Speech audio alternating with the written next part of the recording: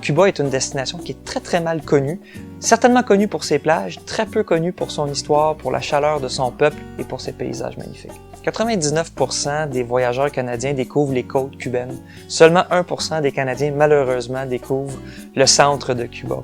Cuba, c'est une destination d'autotour, c'est-à-dire que c'est un pays où on peut s'organiser très facilement avec une voiture de location. Et quand on arrive dans les étapes, on est pris en charge par des guides. La plus grande préoccupation comme parent dans un voyage, c'est la sécurité et c'est les déplacements et les activités pour les enfants. Cuba est un pays absolument stable, très sécuritaire pour les enfants, rempli d'activités. Pour moi, la Havane, c'est une ville extraordinaire pour une famille. Tout d'abord, c'est pas loin, c'est haut en couleurs, ça déborde d'énergie, de la musique. On découvre la ville à pied avec un guide dans les quartiers coloniaux. Puis on peut découvrir la ville aussi dans des véhicules de collection, des anciennes voitures américaines décapotables. C'est absolument extraordinaire. On séjourne dans des hôtels coloniaux et on passe beaucoup de temps à la vieille La Havane qui est classée au patrimoine mondial de l'UNESCO.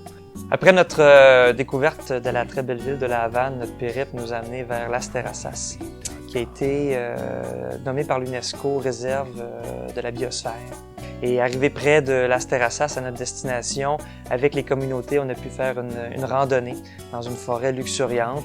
Et la beauté du voyage sur mesure, c'est quand on a découvert la cascade, on a tout simplement décidé de passer une bonne partie de l'après-midi là-bas à Sbani, dans la cascade. Ça a été probablement une des journées les plus marquantes pour les enfants. Alors après Las Terrazas, notre voyage se poursuit vers Vinales, qui est une région absolument magnifique. Des calcaires montagneux qui sortent de la vallée de Vinales. Ce sont vraiment des paysages qu'on ne s'attend pas à voir dans une île des Caraïbes.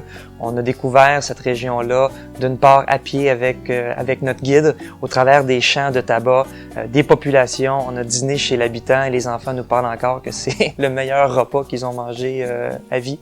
Et certainement le moment le plus marquant du voyage, c'est l'excursion qu'on a fait à cheval dans les terres près de Vinales. Quelle expérience!